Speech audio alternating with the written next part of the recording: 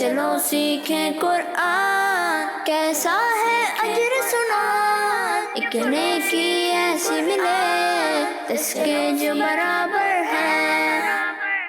الحمدللہ رب العالمین والصلاة والسلام علی سید الانبیاء والمرسلین، اما بعد فاعوذ باللہ من الشیطان الرجیم، بسم اللہ الرحمن الرحیم۔ پڑھیے الصلاة والسلام علیکہ یا رسول اللہ وعلی آلک و اصحابک یا حبیب اللہ۔ الصلاة والسلام علیکہ یا نبی اللہ وعلی آلک و اصحابک یا نور اللہ۔ پیارے بچوں اور کڈز مدنی چینل کے ناظرین، ایک بار پھر آپ کو ویلکم کہتے ہیں، خوش آمدید کہتے ہیں، مرحبا کہتے ہیں ہمارے اس پیارے اور انٹرسٹنگ پروگرام میں جس کا نام ہے آئے قرآن سیکھیں۔ تو پیارے بچوں اور کڈز مدنی چینل کے ناظرین، آئیے بڑھتے ہیں اپنے پہلے سیگمنٹ کی جانب جس کا نام ہے آئیں پڑھیں قرآن۔ چلو سیکھیں قرآن، چلو سیکھیں قرآن۔ پیارے بچوں اور کڈز مدنی چینل کے ناظرین، جیسا کہ آپ جانتے ہیں کہ ہم اپنے اس سیگمنٹ میں سورہ ملک کی تلاوت کر رہے تھے اور سورہ ملک کی 28 آیات ہم سیکھ چکے ہیں۔ آج انشاءاللہ ہم مزید ایک آیت کی تلاوت کریں گے۔ پیارے بچوں آپ تیار ہیں؟ جی۔ پیارے بچوں، جیسا کہ پہلے بھی بتایا تھا کہ ہم اپنے اس سیگمنٹ میں قرآن پاک کی تلاوت کرتے ہیں، صحیح طریقے سے قرآن پاک پڑھنے کی کوشش کرتے ہیں۔ جو غلطیاں لوگوں سے عموماً قرآن پاک کو پڑھنے میں ہوتی رہتی ہیں انہیں درست کرنے کی بھی کوشش کرتے ہیں۔ خاص طور پر جن حروف کے درمیان فرق کرنا ضروری ہے ان میں فرق کرنے کی کوشش کرتے ہیں، ٹھیک ہے؟ تو سب سے پہلے میں آپ کو یہ آیت پڑھ کر سناؤں گا، اس کے بعد مل کر ہم اس آیت کی تلاوت کریں گے۔ بسم اللہ الرحمن الرحیم۔ قل هو الرحمن آمنا به وعلیہ توکلنا فستعلمون من هو فی ضلال مبین۔ پیارے بچوں، سب سے پہلے آپ دیکھیں یہاں لکھا ہوا ہے قاف، کیا لکھا ہوا ہے؟ قاف۔ اور یہاں لکھا ہوا ہے کاف، کیا لکھا ہوا ہے؟ کاف۔ دونوں کی آواز ملتی جلتی ہے لیکن ان میں فرق کرنا ضروری ہے۔ آپ میں سے کوئی فرق بتا سکتا ہے کیا فرق ہے ان میں؟ آپ بتائیں۔ قاف کو پر پڑے گے یعنی ٹھیک ہے، موٹا، ٹھیک ہے۔ کاف کو باریک یعنی پتلا پڑے گے۔ ٹھیک ہے، قاف کو پر پڑھنا ہے، موٹا کر کے پڑھنا ہے، اور کاف کو باریک پڑھنا ہے۔ اچھا، آپ میں سے کوئی یہ بتا سکتا ہے کہ قاف کو پر کیوں پڑھیں گے؟ آپ بتائیں۔ کیونکہ یہ حروف مستعلیہ میں سے، حروف مستعلیہ میں سے، ٹھیک ہے؟ قاف حروف مستعلیہ میں سے ہے، اور حروف مستعلیہ کتنے ہیں؟ 7۔ حروف مستعلیہ وہ 7 حروف ہیں جن کو ہر حالت میں ہمیشہ پر یعنی موٹا پڑھنا ضروری ہے، ٹھیک ہے؟ تو ان میں سے ایک قاف بھی ہے۔ اب 7 حروف مستعلیہ آپ میں سے کوئی سنا سکتا ہے؟ آپ پڑھیں۔ قاف، صاد، ضاد، طا، ظا، غین، قاف۔ آپ نے ایک حرف 2 بار بتایا، قوف ہم نے 2 بار بتایا، ایک حرف چھوڑا ہے انہوں نے، وہ کون بتائے گا؟ خا، ٹھیک ہے؟ انہوں نے حروف تو صحیح بتائے ہیں 6 حروف، اور ان میں ایک ہے خا، لیکن ادائیگی میں تھوڑی مسٹیک ہے، ٹھیک ہے؟ تو ہم سب مل کر دہرا لیتے ہیں، ٹھیک ہے؟ سب سے پہلے ہے خا، خا، صاد، صاد، ضاد، ضاد، طا۔ بعض بچے سے پڑھتے ہیں توں یا توئیں، یہ غلط ہے، ٹھیک ہے؟ اسے پر پڑھنا ہے لیکن ناک میں آواز نہیں جانی چاہیے، ٹھیک ہے؟ اسے پڑھیں گے قا، قا، وا۔ اس سے بھی بعض بچے زوئیں یا زوں پڑھتے ہیں، تو اس میں سیٹی کی آواز بھی نہیں آئے گی، ناک میں آواز بھی نہیں جائے گی، ٹھیک ہے؟ اسے پر پڑھنا ہے وا، وا، غین، غین، قاف، قاف۔ کتنے ہو گئے؟ یہ 7 حروف مستعلیہ ہیں اور ان کو ہر حالت میں ہمیشہ پر یعنی موٹا پڑھنا ضروری ہے، یعنی جہاں بھی آئیں گے انہیں پر ہی پڑھیں گے، موٹا کر کے پڑھیں گے، انہیں باریک نہیں پڑھیں گے، ٹھیک ہے؟ ایک اور بات دیکھ لیں، یہاں لکھا ہوا ہے ہا اور یہاں لکھا ہوا ہے ہا، ان دونوں کی آواز بھی ملتی جلتی ہے، ان میں کوئی فرق بتائے گا؟ کیا فرق ہے ان میں؟ آپ بتائیں۔ ہا کو ظاہر کرے گئے۔ اچھا، اور ہا کو ظاہر نہیں کرنا، کرنا ہے. دیکھیں صحیح فرق یہ ہے کہ جب آپ ہا کی ادائیگی کریں گے تو اسے حلق کے نیچے والے حصے سے پڑھیں گے. کہاں سے پڑھیں گے؟ حلق کے نیچے والے حصے حلق کے نیچے والے حصے سے. اور جب آپ ہا کی ادائیگی کریں گے تو اسے حلق کے درمیان والے حصے سے پڑھیں گے. ٹھیک ہے, یعنی اسے پڑھیں گے ہا ہا ہا, اور اسے پڑھیں گے ہا. فرق سمجھ میں آ گیا؟ ٹھیک ہے, تو اس فرق کا آپ نے خیال رکھنا ہے. پھر اس کے بعد پیارے بچوں یہاں پر آپ دیکھیں نون ہے, اور نون پر کیا ہے؟ زبر. زبر ہے, اور زبر کے علاوہ کیا ہے؟ تشدید. تشدید ہے. اور جب نون پر تشدید آ جاتے ہیں اسے کس طرح پڑھتے ہیں؟ گننا کر کے. ٹھیک ہے, گننا کر کے پڑھتے ہیں, یعنی ناک میں آواز لے جا کر اس کی ادائیگی کرتے ہیں. تو یہاں نون پر تشدید ہے تو اس کی ادائیگی گننا کے ساتھ ہوگی, ناک میں آواز لے جا کر اس کی ادائیگی کرنی ہے. اچھا, اب آپ میں سے کوئی مجھے بتائے گا کہ گننا کی مقدار کتنی ہے؟ بتائیں. ایک الف یعنی 2 حرکات کے برابر.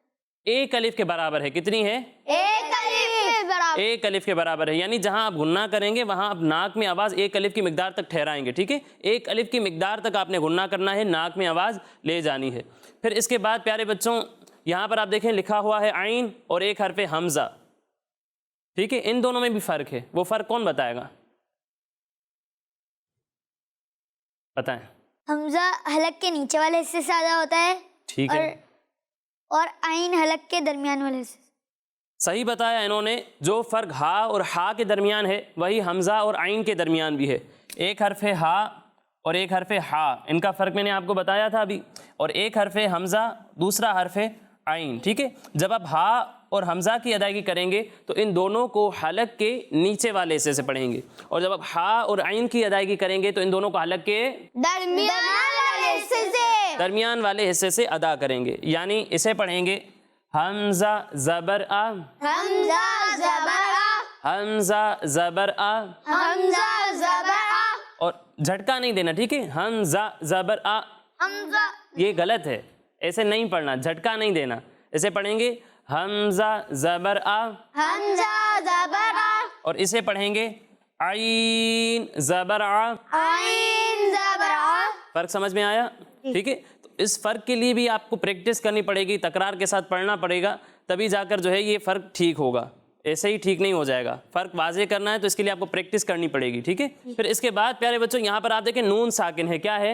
نون ساکن. اور اس کے بعد آ رہا ہے ہا. یہاں کون سا قاعدہ ہوگا, کسی کو معلوم ہے؟ بتاؤ. اکفا. اکفا کا قاعدہ ہوگا, اظہار. اظہار کا قاعدہ ہوگا, واو مدہ. واو مدہ کا قاعدہ ہوگا. اور کچھ؟ صحیح جواب انہوں نے دیا, یہاں اظہار کا قاعدہ ہوگا. کون سا قاعدہ ہوگا؟ اظہار. اظہار کا قاعدہ ہوگا. کیوں؟ کیونکہ نون ساکن یا تنوین کے بعد حروف حلقی میں سے کوئی بھی حرف آ جائے وہاں اظہار کا قاعدہ ہوتا ہے. یہاں بھی نون ساکن ہے اور اس کے بعد حروف حلقی میں سے ہا آ رہا ہے, تو یہاں اظہار کا قاعدہ ہوگا. پھر اس کے بعد پیارے بچوں یہاں پر آپ دیکھیں لکھا ہوا ہے ضاد. کیا لکھا ہوا ہے؟ ضاد. یہ بھی ان حروف میں سے ہے جو ملتی جلتی آواز والے ہیں اور ان میں فرق کرنا ضروری ہے. ایک حرف ضاد اور دوسرا حرف ہے دال. دال. ٹھیک ہے, جب آپ ضاد کی ادائیگی کریں گے تو اسے پر پڑھیں گے, اور دال کی ادائیگی کریں گے تو اسے باریک باریک پڑھیں گے. پھر اس کے بعد پیارے بچوں یہاں پر دیکھیں یا مدہ ہے, اور اس کے بعد نون جو ہے وہ وقف کی وجہ سے ساکن ہو جائے گا. ٹھیک ہے نا, یہاں 2 زیر ہیں, اور آپ کو معلوم ہے کہ جب ہم وقف کرتے ہیں اور کلمے کے آخر میں اگر 2 زیر ہوں تو وہ ساکن ہو جاتا ہے یار. ٹھیک ہے, یعنی اسے مبینن نہیں پڑھیں گے, اسے پڑھیں گے مبین. ٹھیک ہے, تو یہاں نون ساکن ہو جائے گا. اب قاعدہ یہ ہے کہ حروف مدہ کے بعد اگر کوئی حرف وقف کی وجہ سے ساکن ہو جائے تو وہاں مد عارض ہوتا ہے. کیا ہوتا ہے؟ مد عارض. کیا ہوگا؟ مد عارض. مد عارض. تو یہاں بھی مد عارض ہوگا, اور مد عارض کو ہم کتنا کھینچتے ہیں؟ 2. بتائیں. 1 2 3 الف یعنی 2 4 6 حرکات کے برابر. انہوں نے صحیح بتایا ہے, مد عارض کو ہم 1 2 یا پھر 3 الف کے برابر کھینچتے ہیں. تو اس میں آپ کو اختیار ہے, چاہے تو 1 الف کے برابر کھینچیں, چاہیں تو 2 الف کے برابر کھینچیں, اور چاہیں تو 3 الف کے درمیان 3 الف کے برابر کھینچ کر پڑھیں. ٹھیک ہے, تو یہ قواعد ہمارے مکمل ہو گئے. اب مل کر ہم اس آیت کی تلاوت کریں گے. قل هو الرحمن. قل هو الرحمن. اچھا, ہا اور ہا میں واضح فرق ہونا چاہیے. ٹھیک ہے, ہا اور ہا دونوں کا فرق بالکل واضح ہونا چاہیے, دونوں کو ایک طریقے سے نہیں پڑھنا. قل هو الرحمن. قل هو الرحمن. قل هو الرحمن. قل هو الرحمن. آمنا به. آمنا به. وعليه توكلنا. وعليه توكلنا. عین کی ادائیگی واضح ہونی چاہیے، ٹھیک ہے، علیہ نہیں، وعلیہ توکلنا، وعليه توكلنا قل هو الرحمن آمنا به وعلیہ توکلنا۔ قل هو الرحمن آمنا به وعليه توكلنا اچھا آمنا به نہیں، آمنا به، ٹھیک ہے، یہاں الف مدہ ہو رہا ہے، اسے ایک الف کے برابر کھینچنا ہے، اور یہاں الیہ نہیں ہے، وعلیہ، ٹھیک ہے، ان دونوں باتوں کا آپ نے خیال رکھنا ہے۔ قل هو الرحمن آمنا به وعلیہ توکلنا۔ قل هو الرحمن آمنا به وعليه توكلنا مل کر پڑھیں، ٹھیک ہے، قل هو الرحمن آمنا به وعلیہ توکلنا۔ قل هو الرحمن آمنا به وعليه توكلنا یہاں نون مشدد ہے نا، آمنا، یہاں غنہ کرنا ہے، غنہ کی مقدار پہلے بھی بتایا، ایک الف کے برابر ہے، آمنا نہیں، آمنا غنہ کرنا ہے، ٹھیک ہے، یہاں پر قل هو الرحمن آمنا به وعلیہ توکلنا۔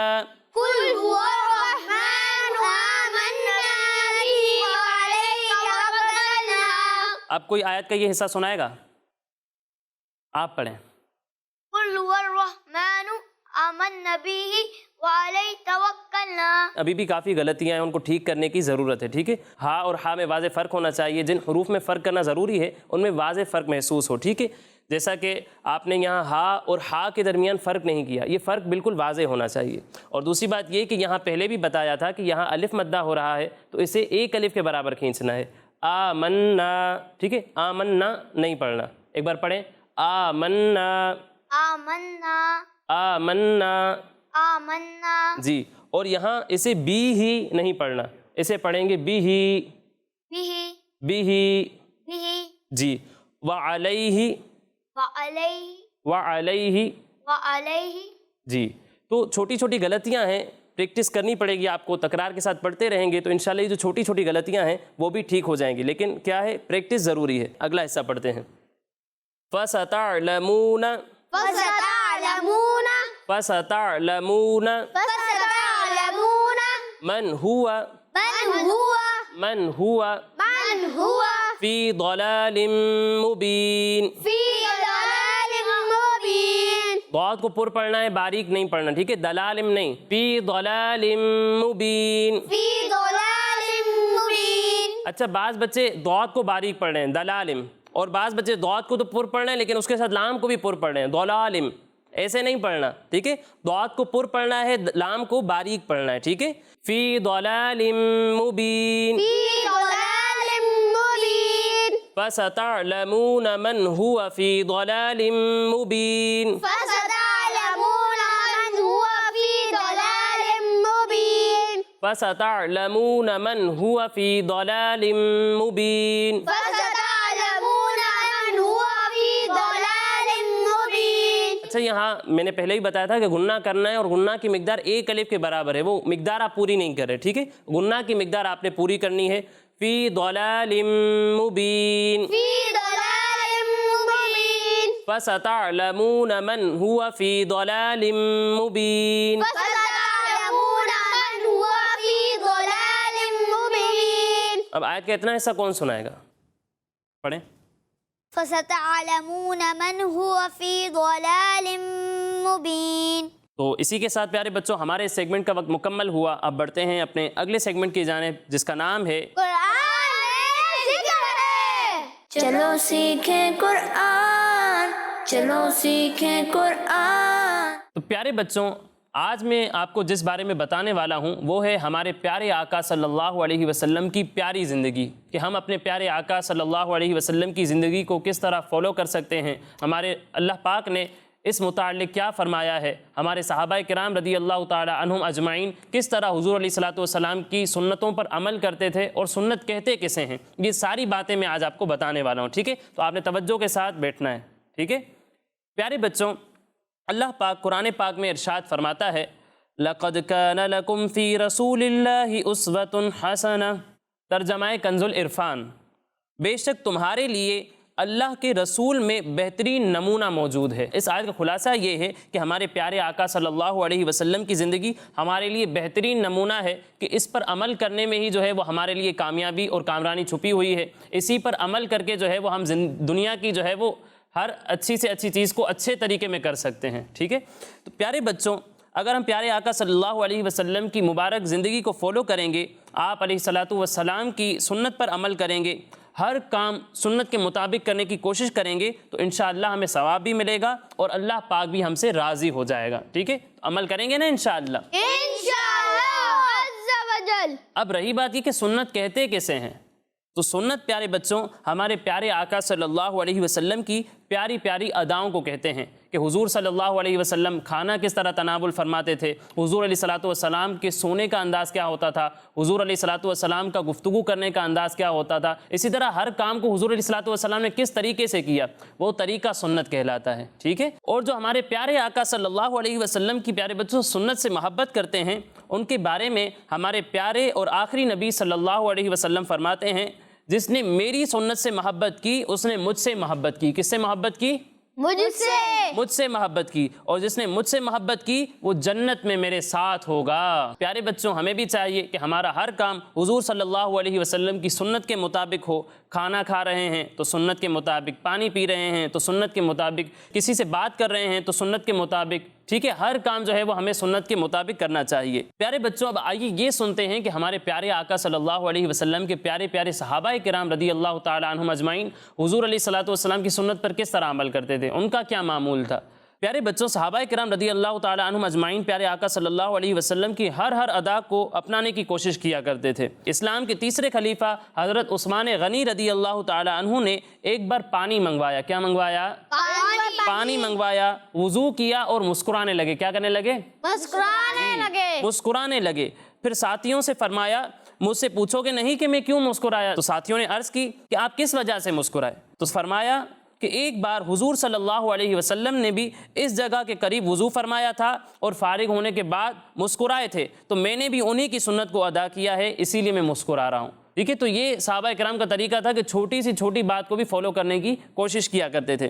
اسی طرح حضرت نافع رضی اللہ تعالیٰ عنہ فرماتے ہیں کہ میں حضرت عبداللہ بن عمر رضی اللہ تعالیٰ عنہ کے ساتھ کہیں جا رہا تھا کہ راستے میں باجا بجانے کی آواز آنے لگی۔ کس چیز کی آواز آنے لگی؟ باجا بجانے کی آواز آنے لگی۔ تو ابن عمر رضی اللہ تعالیٰ عنہ نے اپنے کانوں میں انگلیاں ڈال دی اور راستے سے دوسری طرف ہٹ گئے، یعنی اس راستے سے دوسری طرف ہٹ گئے اور دور جانے کے بعد پوچھا کہ اے نافع، کہ اب آواز آ رہی ہے؟ تو میں نے عرض کی کہ اب نہیں آ رہی۔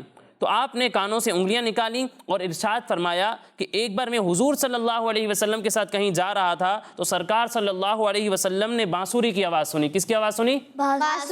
بانسری کی آواز سنی، تو اسی طرح کیا جو میں نے کیا ہے۔ پیارے بچوں، کس طرح ہمارے پیارے آقا صلی اللہ علیہ وسلم کے صحابہ کرام حضور علیہ الصلاۃ والسلام کی سنتوں پر عمل کرنے کی کوشش کرتے تھے، تو ہمیں بھی چاہیے کہ ہم بھی حضور علیہ الصلاۃ والسلام کی ہر ادا کو، ہر سنت کو اپنانے کی کوشش کریں۔ اللہ پاک سے دعا ہے کہ اللہ پاک ہمیں پیارے آقا صلی اللہ علیہ وسلم کی سنتوں پر عمل کرنے کی توفیق عطا فرمائے، آمین۔ تو پیارے بچوں، یہ تھا ہمارا سیگمنٹ قرآن میں ذکر ہے۔ اب آئیے بڑھتے ہیں اپنے اگلے سیگمنٹ کی جانب، جس کا نام ہے 10 سوال۔ چلو سیکھیں قرآن، چلو سیکھیں قرآن۔ تو کڈز مدنی چینل کے ناظرین، سیگمنٹ ہے ہمارا 10 سوال، اور آج ایک طرف ہے ہمارے علی رضا بھائی، دوسری طرف ہیں ایان رضا بھائی۔ ان دونوں کے درمیان کمپٹیشن ہوگا، مقابلہ ہوگا، لیکن اس سے پہلے ہمیشہ کی طرح کمپٹیشن کے رولز سن لیتے ہیں۔ تو پیارے بچوں، اگر میں آپ سے کوئی سوال کروں گا اور آپ مجھے اس کا صحیح جواب دیں گے تو آپ کو 10 پوائنٹس ملیں گے۔ کتنے؟ 10 پوائنٹس۔ لیکن اگر آپ کو اس کا صحیح جواب نہیں آتا تو بھی آپ کے پاس ایک چانس ہوگا، آپ مجھ سے آپشنز لے سکتے ہیں۔ آپشنز لینے کے بعد اگر آپ ان میں سے کوئی صحیح جواب چوز کر لیتے ہیں تو آپ کو 5 پوائنٹس مل جائیں گے، لیکن اگر غلط جواب دیا تو 0، کوئی پوائنٹ نہیں ملے گا، ٹھیک ہے۔ تو سب سے پہلا سوال ہمارے علی رضا بھائی سے ہوگا، آپ تیار ہیں؟ آپ بتائیں سورہ نصر قرآن پاک کے کون سے پارے میں ہے؟ 30ویں پارے میں۔ سورہ نصر قرآن پاک کے 30ویں پارے میں ہے۔ ان کا یہ جواب بالکل درست ہے۔ تو کتنے پوائنٹس ملیں گے علی رضا بھائی کو؟ 10 پوائنٹس ملیں گے ہمارے علی رضا بھائی کو۔ اب اگلا سوال ہے ہمارے ایان بھائی سے۔ ایان بھائی، آپ بتائیں قرآن پاک کی کس سورت کا نام سورہ نون بھی ہے؟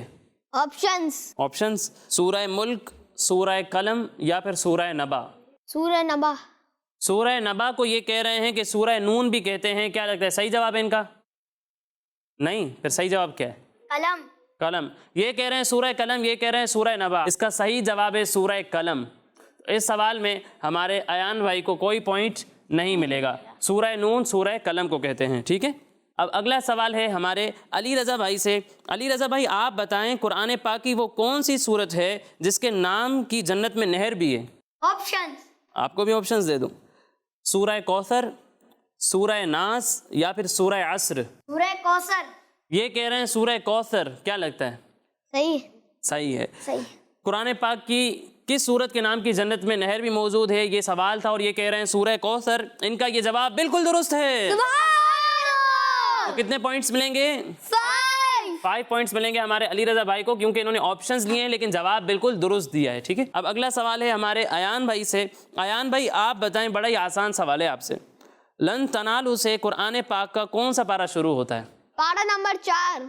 لن تنالوا سے قرآن پاک کا چوتھا پارہ شروع ہوتا ہے. ان کا یہ جواب بالکل درست ہے. تو کتنے پوائنٹس ملیں گے؟ 10 پوائنٹس ملیں گے ہمارے ایان بھائی کو. اب اگلا سوال ہے ہمارے علی رضا بھائی سے. علی رضا بھائی آپ بتائیں قرآن پاک میں کن لوگوں کے بارے میں کہا گیا ہے کہ وہ 309 سال تک غار میں ٹھہرے رہے؟ آپشنز. آپشنز ہیں اصحاب بدر، اصحاب کربلا یا پھر اصحاب کہف. اصحاب کربلا. یہ کہہ رہے ہیں اصحاب کربلا. کیا لگتا ہے صحیح جواب ہے؟ غلط جواب ہے. غلط جواب ہے. صحیح جواب کیا ہے؟ اصحاب کہف. اصحاب کہف. ٹھیک ہے. کہاف نہیں، اصحاب کہف. اور آپ کو کیا لگتا ہے؟ اصحاب کہف. اصحاب کہاف نہیں ہے، اصحاب کہف. ٹھیک ہے. اصحاب کہف. یہ کہہ رہے ہیں اصحاب کہف درست جواب ہے، اور یہ کہہ رہے ہیں اصحاب کربلا. اس کا صحیح جواب ہے اصحاب کہف. ٹھیک ہے. ان کے نام کی پوری سورت بھی قرآن پاک میں موجود ہے. تو اس سوال میں آپ کو کوئی پوائنٹ نہیں ملے گا. ٹھیک ہے. اب اگلا سوال ہے ہمارے ایان بھائی سے. ایان بھائی آپ بتائیں عابدن کی کیا میننگ ہے؟ عبادت کرنے والا. یہ کہہ رہے ہیں عابدن کے میننگ ہے عبادت کرنے والا. کیا لگتا ہے؟ ٹھیک ہے. ٹھیک جواب ہے. ان کا یہ جواب بالکل درست ہے. کتنے پوائنٹس ملیں گے؟ 10 پوائنٹس ملیں گے ہمارے ایان بھائی کو. اور اب تک ایان بھائی کا ٹوٹل ہو چکا ہے 20 پوائنٹس، اور ہمارے علی رضا بھائی کے پاس ہے 15 پوائنٹس. 5 پوائنٹس آگے ہیں آپ سے. اب دیکھنا ہے، کوشش کرنی ہے کہ کوئی پوائنٹ نہ چھوٹے آپ کا. ٹھیک ہے. آپ بتائیں لکم میں کتنے حروف ہیں؟ آپشنز. آپشنز دوں. اس میں بھی آپشنز چاہیے آپ کو. 3، 5 یا 7؟ 3. یہ کہہ رہے ہیں لکم میں 3 حروف ہیں.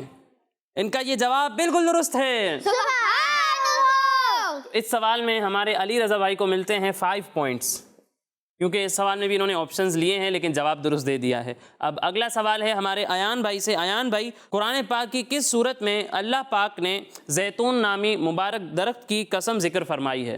آپشنز. آپشنز سورہ 3، سورہ علق یا پھر سورہ نمل.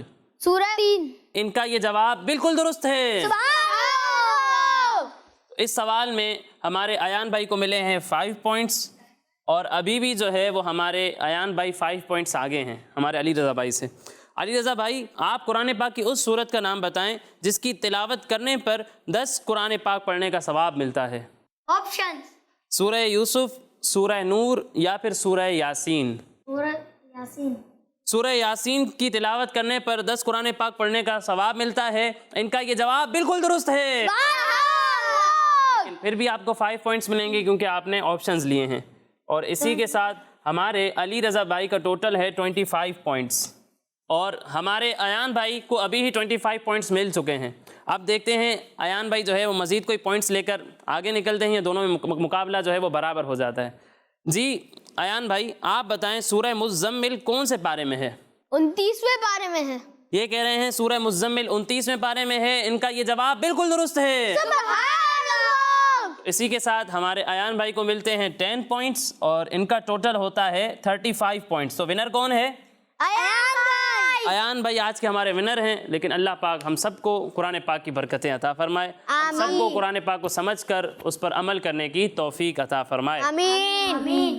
پیارے بچوں اور کڈز مدنی چینل کے ناظرین، اسی کے ساتھ ہمارے اس پروگرام کا وقت مکمل ہوا۔ انشاءاللہ اگلے پروگرام میں مزید آیات، مزید انفارمیشن کے ساتھ حاضر ہوں گے۔ تب تک کے لیے اجازت دیجیے، اپنا خیال رکھیے۔ السلام علیکم ورحمۃ اللہ وبرکاتہ۔ وعلیکم السلام ورحمۃ اللہ وبرکاتہ۔ صلو علی الحبیب۔ صلی اللہ علیہ وسلم۔